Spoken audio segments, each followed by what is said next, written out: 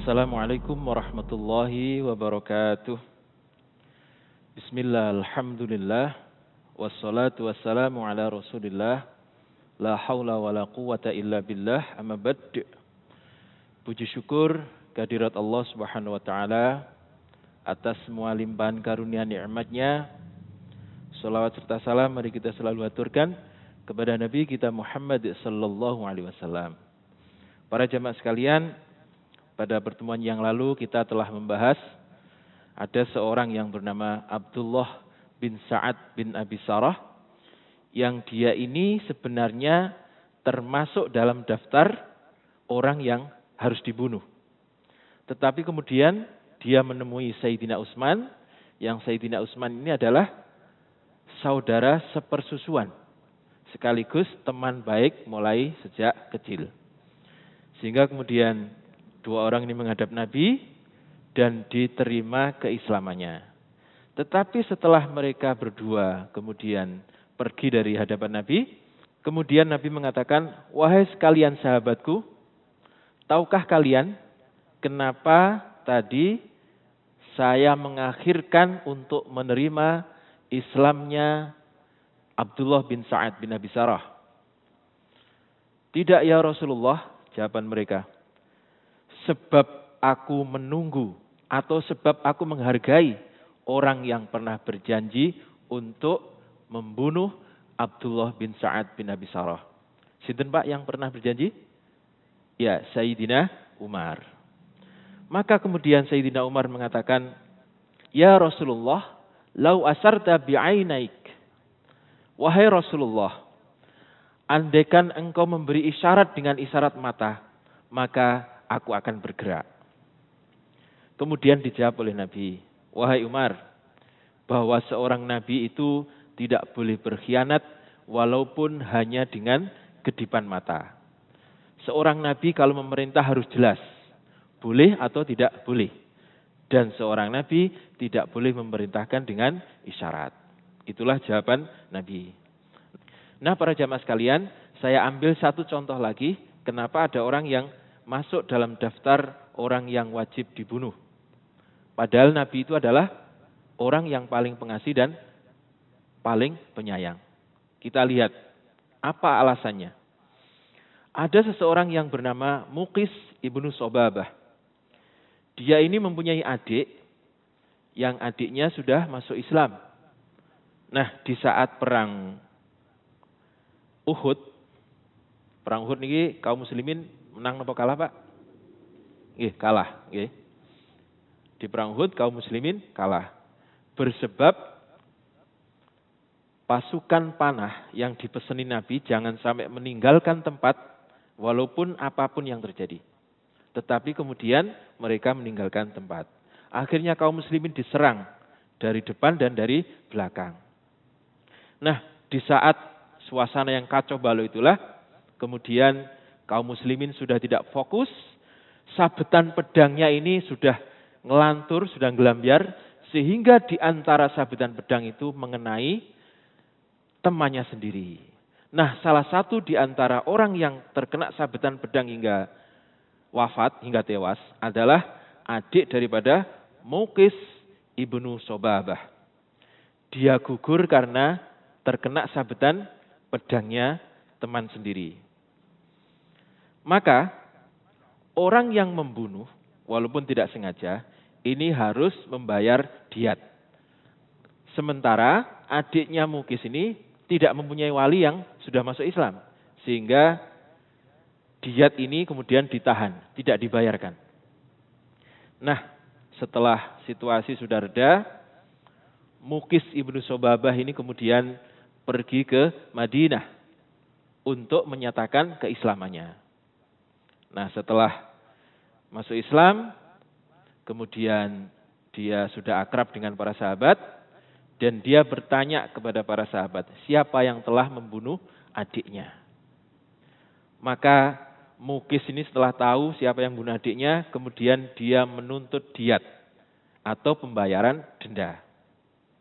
Maka dibayarlah denda ini kepada Muqis. Nah, apa yang terjadi selanjutnya? Muqis ini ternyata diam-diam membunuh orang yang telah membunuh adiknya tanpa sengaja itu. Kemudian dia kembali ke Mekah dan kembali ke dalam kekafiran. Atau dalam bahasa kita disebut dengan murtad. Nah, kira-kira orang model seperti ini, pantas napa mboten Pak dibunuh? Nggih, pantas to nggih. Nah, itulah salah satu alasan kenapa ada orang-orang yang masuk dalam daftar yang wajib dibunuh. Nah, para jamaah sekalian, walaupun demikian, di antara orang-orang yang wajib dibunuh itu, sebagian mereka diampuni sebab dia atau mereka masuk Islam. Di antaranya adalah Ikrimah bin Abi Jahal. Kemudian ada Hindun binti Utbah. Kemudian ada Washi ibnu Harb dan lain-lain. Lalu bagaimana proses keislaman mereka ini akan kita bahas setelah pembahasan di belakang. Para jamaah sekalian, kemudian pasukan muslimin masuk ke dalam jantung kota Mekah, yang di situ terdapat Ka'bah atau Masjidil Haram. Maka kemudian Nabi memanggil seorang sahabat, yang sahabat ini keluarganya dari dulu secara turun-temurun hingga sekarang ini membawa kunci Ka'bah. Kata Nabi, "Aina Utsman bin Talhah?" Mana Utsman bin Talhah? "Saya ya Rasulullah." "Ambilkan kunci Ka'bah untukku," kata Nabi. "Labbaik ya Rasulullah." "Siap ya Rasulullah." Kemudian Utsman bin Talhah ini pulang menemui keluarganya. Dan pada waktu itu yang membawa kunci adalah ibundanya daripada Utsman bin Talhah. Kemudian beliau mengatakan, "Wahai bunda, serahkan kunci Ka'bah kepadaku sebab aku akan menyerahkan kepada Rasulullah." Nah, kata ibunya, "Wahai anakku, tidakkah engkau ingat sesumbarmu kepada Muhammad waktu itu?" Nah, para jamaah sekalian, jadi dulu ketika Utsman bin Talhah sedang berada di sekitar Ka'bah, kemudian Nabi sedang tawaf, Nabi ini meminta izin kepada Utsman bin Talhah. "Wahai Utsman, tolong izinkan aku untuk masuki Ka'bah." Kata Utsman, "Gak boleh. Utsman, sebelum kunci Ka'bah itu berada di tanganku, kemudian aku berikan kepada orang yang aku sukai, maka berilah aku izin untuk memasuki Ka'bah." "Tidak boleh.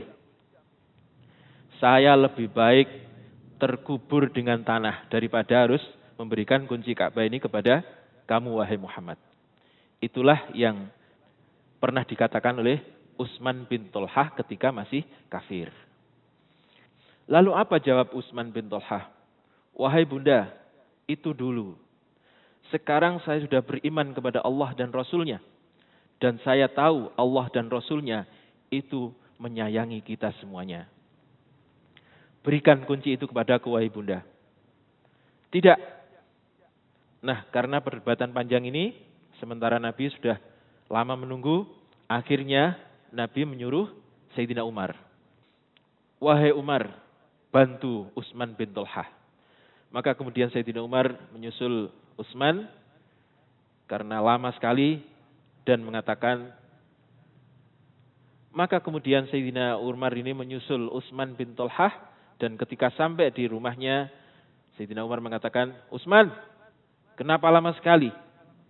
Rasulullah sudah menunggu kamu sejak tadi." Begitu mendengar yang bicara di luar adalah Sayyidina Umar, maka ibundanya Utsman bin Talhah ini kemudian langsung melempar kuncinya. "Ini silakan ambil. Dan Umar jangan boleh masuk rumah kita." "Bunda, kenapa enggak dari tadi? Kalau dari tadi kan enak." Ini jawaban daripada Utsman bin Talhah. Maka kemudian Utsman segera keluar dari rumahnya dan mengatakan kepada Sayyidina Umar, "Wahai Umar, kau tidak usah masuk. Ini kuncinya sudah berada di tanganku." Kemudian mereka berdua menuju ke Ka'bah. dan menyampaikan kunci itu kepada Nabi kita Muhammad SAW. Maka dibukalah pintu Ka'bah. Kira-kira apa yang di dalamnya, Pak? Iya, di dalamnya adalah patung-patung, berhala-berhala, gambar-gambar yang dulu disembah oleh orang-orang Arab. Maka kemudian sambil mengatakan, wa qul ja'al haqqa wa zaqal batil, innal batila kana zahuqa. Katakanlah, telah datang yang hak, telah datang yang benar, dan telah tumbang yang batil. Sesungguhnya yang batil itu akan tumbang dimanapun berada. Sambil mengatakan itu, kemudian Nabi menghancurkan berhala-berhala itu dengan mengarahkan tongkatnya ke berhala itu. Nah, yang luar biasa adalah ketika tongkat itu diarahkan kepada berhala, berhala ini kemudian langsung hancur, dan hancurnya seperti pasir, ambyar gitu ya. Padahal itu terbuat dari batu. Nah, ayat ini kemudian diulang-ulang oleh para sahabat sambil menghancurkan berhala-berhala yang berada di sekitar Ka'bah yang jumlahnya sekitar 360-an. Wa qul ja'al haqqa wa zaqal batil, innal batila kana zahuqa. Ini diulang-ulang oleh para sahabat. Nah, sementara yang mempunyai Tuhan, siapa Pak? Orang-orang Mekah pada waktu itu. Orang-orang kafir hanya bisa menonton dari kejauhan. Mereka melihat tuhan-tuhan yang dulu pernah disembah itu roboh dan rusak. Padahal mereka berharap ketika para sahabat ini berusaha menghancurkan berhala-berhala itu, akan ada musibah yang terjadi. Ternyata tidak ada. Disinilah hati mereka terasa pilu, sedih. Sebab ternyata Tuhan-Tuhan mereka bahkan hanya untuk menolong dirinya sendiri tidak mampu.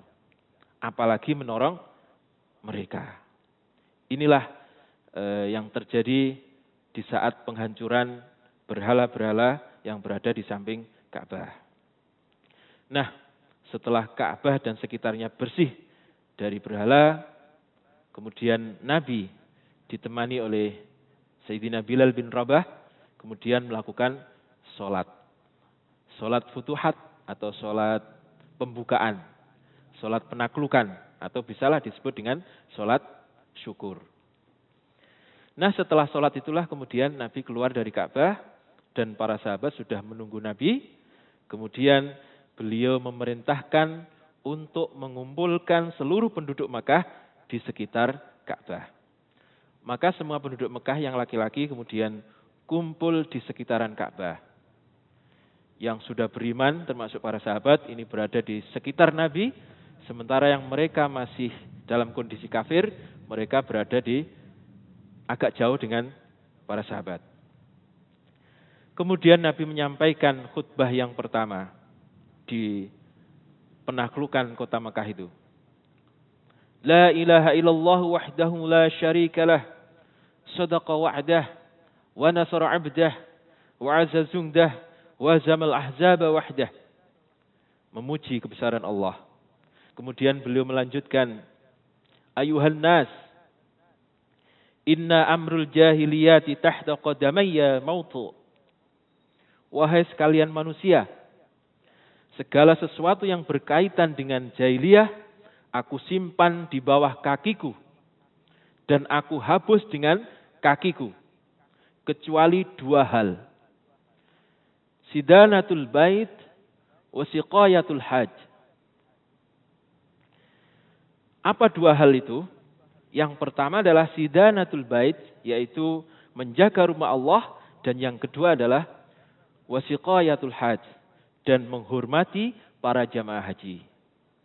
Nah, ini pelajaran bahwa kenapa Nabi mengatakan semua hal-hal yang berkaitan dengan jahiliyah saya taruh di bawah kaki dan saya hapus dengan kakiku. Ini menunjukkan bahwa Nabi ingin menghinakan kebiasaan-kebiasaan jahiliyah. Tetapi beliau mengatakan kecuali dua hal, yaitu sidanatul bait wa siqayatul haj. Mengurus rumah Allah, Baitullah, dan menghormati jamaah haji. Jadi para jamaah sekalian, haji itu sudah ada sejak sebelum Nabi mendapatkan risalah. Walaupun hajinya tidak seperti kita. Lalu Rasulullah mengatakan, ya ma'syarul Quraisy, wahai sekalian orang-orang Quraisy, ma tarawna anni fa'ilum bikum, kira-kira setelah apa yang kalian lakukan kepada kami, kalian mengejar-ngejar kami, kalian memusuhi kami, kalian menghina kami, bahkan kalian berencana untuk membunuh kami. Kira-kira hukuman apa yang pantas bagi kalian? Itu yang disampaikan Nabi kepada orang-orang Quraisy. Lalu apa jawaban orang-orang Quraisy pada waktu itu? Akan kita bahas pada pertemuan yang akan datang. Demikian, kurang lebihnya mohon maaf. Mudah-mudahan manfaat. Wassalamualaikum warahmatullahi wabarakatuh.